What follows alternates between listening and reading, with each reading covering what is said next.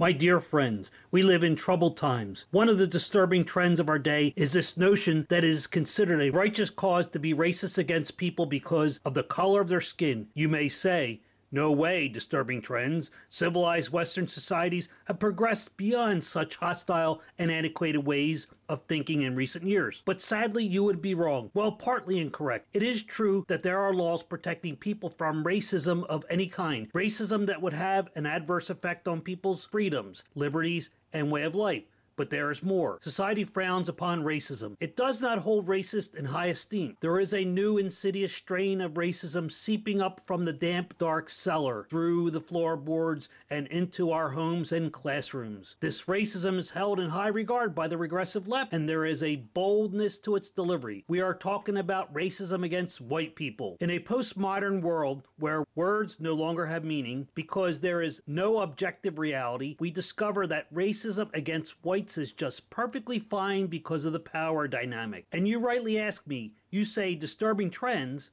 I am confused. Since when is it okay to be racist against anyone? I would answer, my friends, and say that intersectional feminists and SJWs now find it perfectly fine to attack people for their skin color, as long as they are white, of course. Because, you know, for hundreds of years, people you never knew and have no relation to have been racist, and besides, even though the majority of the white population hold no position of power, be it economic or political, we are doomed to original sin. The Church of Identitarianism has tried and convicted you of sins you may or may not have committed. Taking offense at racist attacks against you is itself proof of your racism. This, my friends, is the new illiberal logic. On the CBC, we read, Saskatchewan professor receives threats over upcoming talk on whiteness at Ontario University.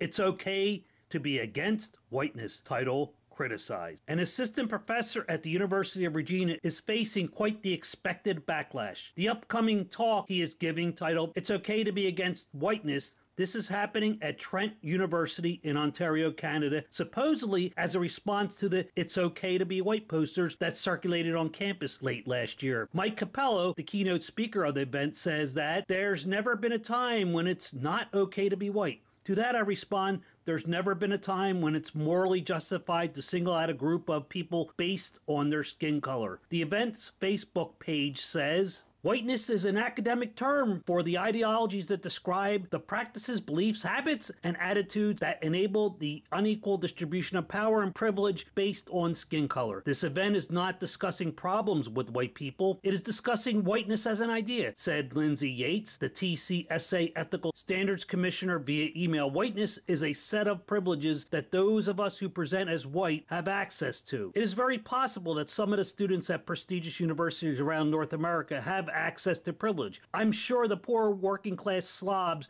would want access to that same privilege that they enjoy. But this privilege comes from their ability to live in a dorm, have a credit card, and plenty of spending money from their parents. Then run around and protest capitalism and espouse Marxist ideology. He goes on to say, whiteness upholds systems of power like capitalism and patriarchy, and as we continue accessing and not acknowledging the privilege of being white, we help to uphold these oppressive systems. Yates said she organized the event because racial injustice and privilege isn't discussed enough on campus. That last line was quoted directly from the CBC article. Yes, you heard it, my friends. Racial injustice and privilege isn't discussed enough on campus. We never hear anything about it from the professional crybaby SJWs. Now I want you to pay attention to how Lindsay Yates, the event organizer, uses words in the next quote from the article. She uses presenting, as in white presenting. We are by now accustomed to people presenting as the opposite sex, as in trans people, or the opposite color, as in Rachel Dolezal. This is a new language that has been developed by the authoritarian left to sell anything they want to you. The willing parties are eating it up. With a student population that is predominantly white presenting, it felt important to start conversations on campus about what the privilege of being white looks like, she said in her emails with CBC News. The intention of the event is to get students thinking about privilege and how to contribute to racial injustice. We're encouraging students to recognize and challenge privilege in their everyday lives, except of course if you're very high up on the oppression Olympics, then it's not possible for you to have privilege, unless of course you are a white presenting person of color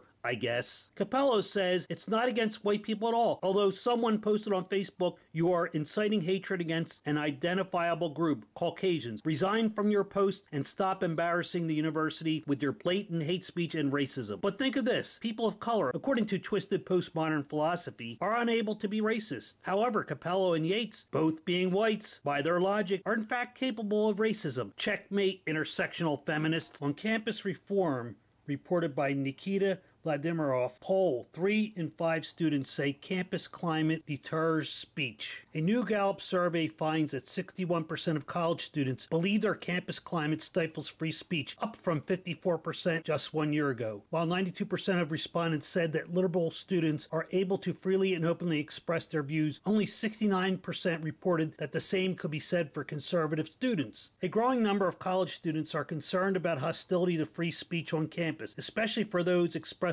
conservative viewpoints. A Gallup Knight Foundation poll published Monday found that 61% of students in 2017 and that the climate on college campuses deters free expression, while the same poll in 2016 revealed that only 54% of U.S. college students believed that campus climate prevents some people from saying things they believe because others might find them offensive. Students' perception that their campus climate prevents people from speaking their minds are generally similar by gender, race, and ideological self-identification, Gallup observed. However, students who identify as Democrats, 63%, or Independents, 62%, are somewhat more likely than Republican students, 53%, to think the climate at their college deters speech. Likewise, the survey found that more independents and African Americans agree with the notion that campus climate may stifle free expression than in 2016, registering overall increases of 13 and 14 percentage points, respectively. When asked to reflect on what groups are more or less deterred from speaking their mind on college campuses, 92% of respondents said that political liberals are able to freely and openly express their views, as opposed to 69%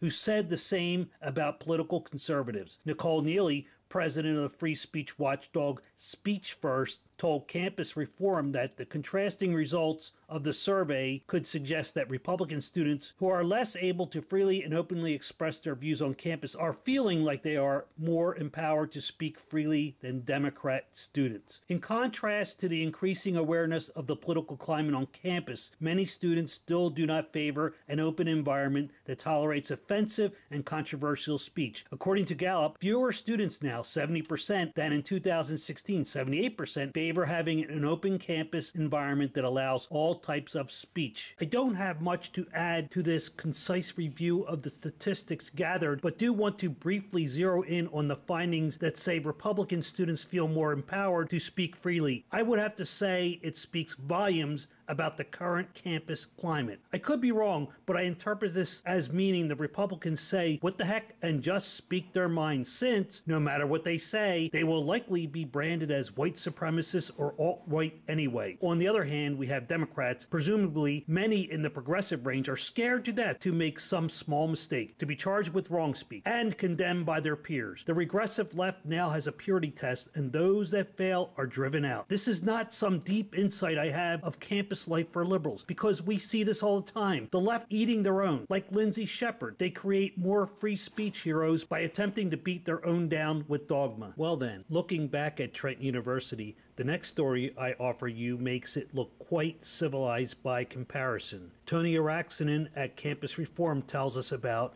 UMN hosting professor to lecture on the violence of whiteness.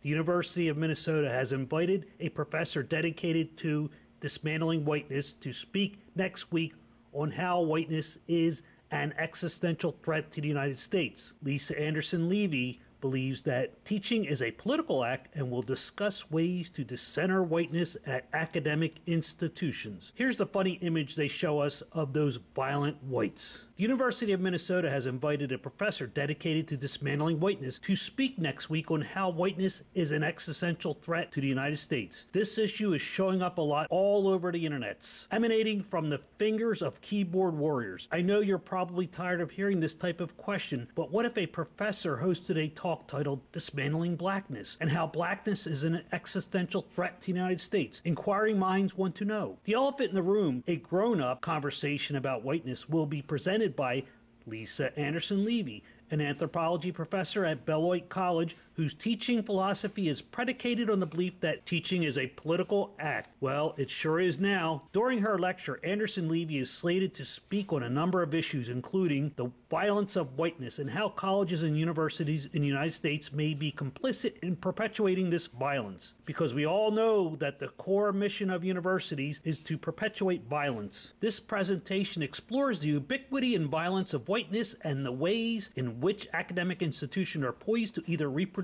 or interrupt these discourses, writes Anderson-Levy, referring to herself in the third person. I can do that too. Disturbing Trends wonders why this professor is trusted with the molding of young minds. She argues that whiteness poses an existential threat to social, political, and economic life in the U.S. and proposes that decentering whiteness is one of the most urgent social dilemmas of our time and demands our immediate attention, the abstract adds. Anderson-Levy will also speak on how college administrators can decenter whiteness at their institutions, including in our budgets, our curricula, our disciplinary genealogies, our interactions with students, and our relationships with each other as colleagues. Translation: equality of outcome.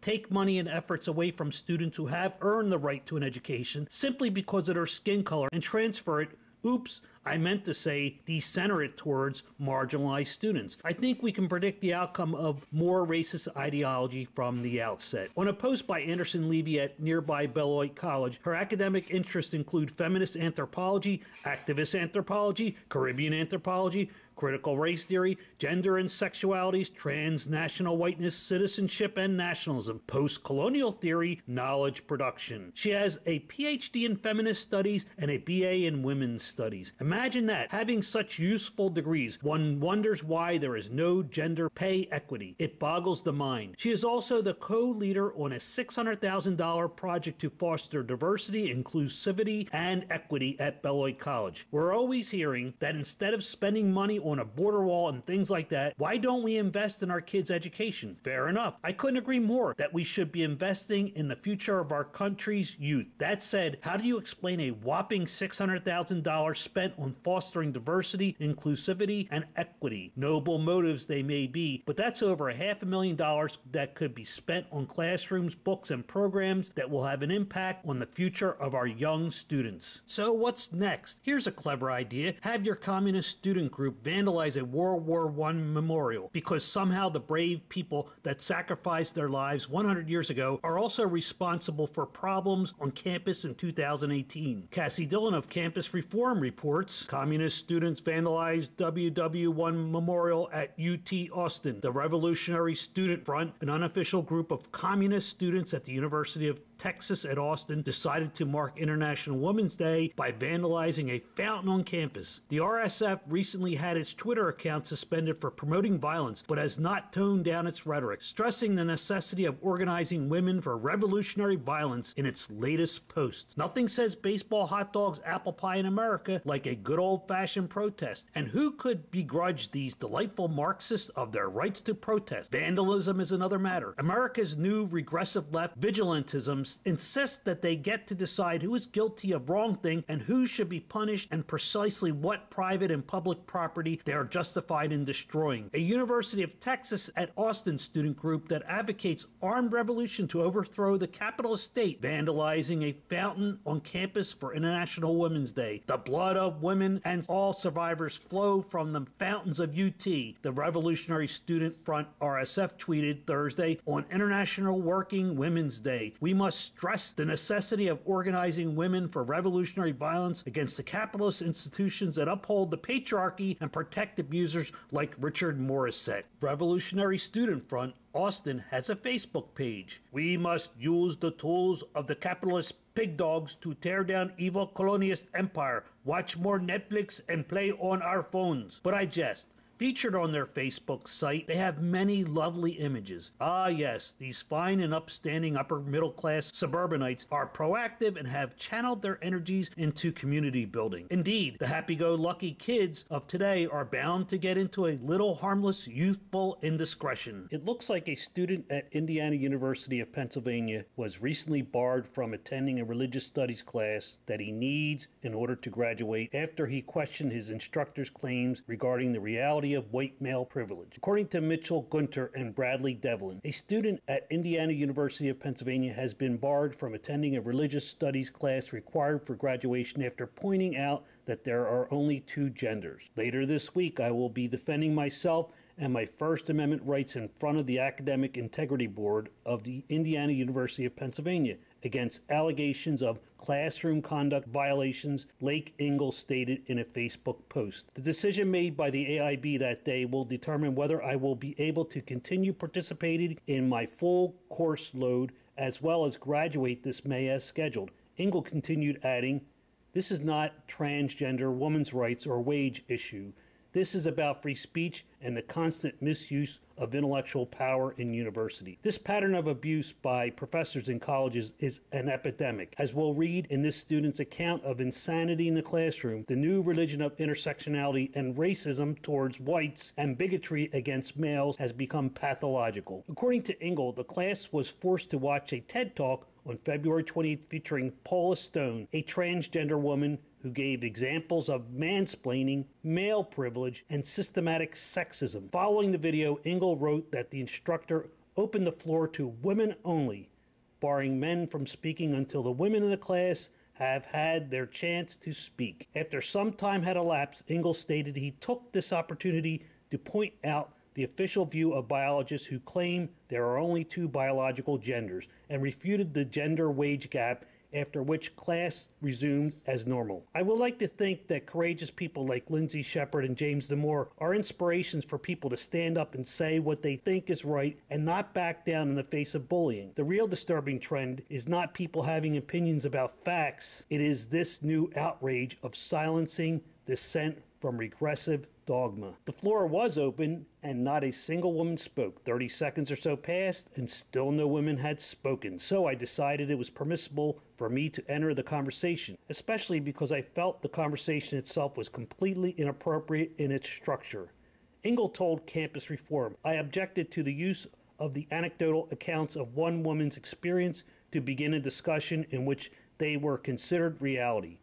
It was during my objection that Dr. Downey attempted to silence me because I am not a woman." Ingalls' instructor gave him two forms, an academic integrity referral form and documented agreement. Both the referral form and agreement charge Ingalls with disrespectful objection to the professor's class discussion structure, refusal to stop talking out of term, angry outburst in response to being required to listen to a trans speaker discuss the reality of white male privilege and sexism, disrespectful references to the validity of trans identity and experience, and making a disrespectful claim that a low score on any class would be evidence of professors' personal prejudice. According to the documented agreement, IUP is now attempting to force Ingalls to apologize, stipulating that Lake will write an apology to the professor which specifically addresses each of the disrespectful behaviors described above. Moreover, the agreement proclaims that on March 8th, Lake will begin class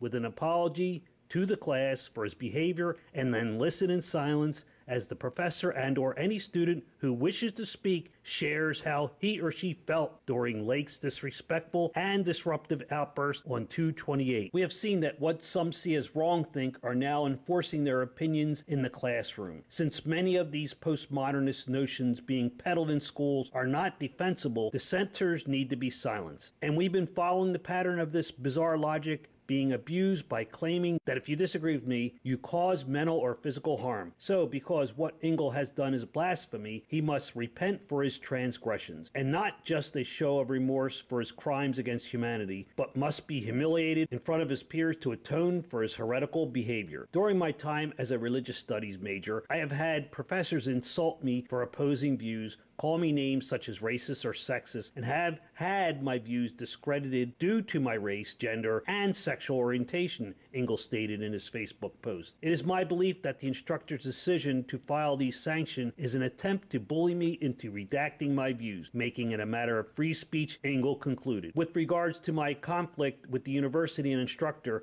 I am fighting to make my voice heard, not only my voice, but the voices of others that oppose popular university opinion, he explained. I am not battling telling my professor to prove that I am right about gender wage gaps or transgenderism. I am fighting to ensure that students may disagree with their professors, and if they do, must speak up. Well, good for you, Lake Ingle. I may or may not agree with any of your viewpoints, but value your opinions as being part of true diversity on campus. Let's duke it out and see if we can change each other's minds. Silencing your point of view will give us only one side, and that is not a healthy climate for growing and learning. Sadly, I must wrap up this video as it would end up being 6 hours long with the sheer abundance of material available. But I did save the best for last. This next article, we will be looking at Bari Weiss in the New York Times discuss a subject that we have become all too familiar with. The postmodernist neo-Marxists, which is pronounced intersectional feminists, are on a serious mission to paint anyone who does not meet their ideological purity tests and don't buy into institutionalized oppression of everyone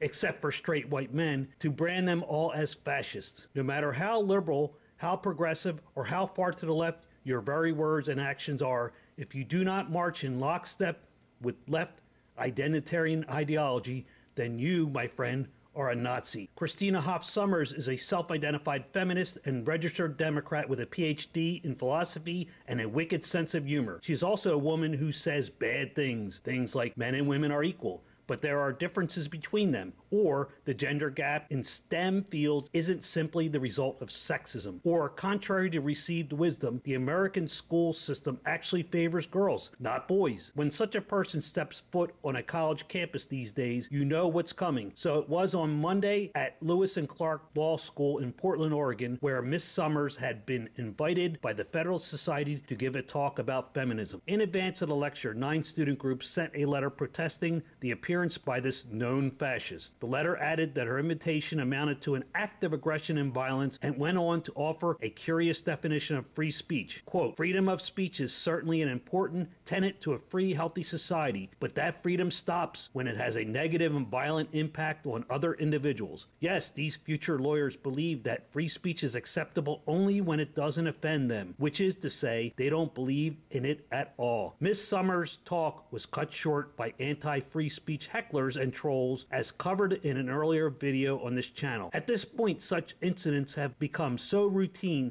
that it's tempting to wave them off. We shouldn't. What happened to Miss Sommers on Monday is a telling example of a wider phenomenon that reaches well beyond the confines of campus. We live in a world in which politically fascistic behavior, if not the actual philosophy, is unquestionably on the rise. She has a list of dictators or would-be dictators and right-wing extremists around the world. Yet, these are generally not the extremists that leftists focus on. Instead, they seem to believe that the real cause for concern are the secret authoritarians passing as liberals and conservatives in our midst. Among them, Laura Kipnis, a feminist film studies professor at Northwestern, who wrote an essay about how there are too many Title IX sexual misconduct investigations on campus, and then had 2 graduate students file a Title IX complaint against her on the grounds that her article created a hostile environment. Or Ayaan Hirsi Ali, a Somali-born former Muslim and feminist who the Southern Poverty Law Center insists is in fact a propagandist who is far outside the political mainstream. And if you are even slightly familiar with my channel, you will know that the case of Ayaan Hirsi Ali being pilloried with insane accusations is beyond the pale. She represents millions of Muslim people who live in terror every day in Muslim countries. She also mentions the skewering at the stake that Mary Beard endured for an unfortunate comment about the behavior of Oxfam workers misbehaving in Haiti. Links to this and all sources for this video are listed in the description below. Why are so many demonstrably non-fascist people being accused of fascism? She asked. Partly, as the writer David French and others have pointed out, this ritual we keep witnessing of an in-group wielding its power against a perceived heretic seems to come from a deep human desire for a sense of belonging and purpose. Organized religion may be anathema on the political left, but the need for the things religion provides, moral fervor, meaning, a sense of community,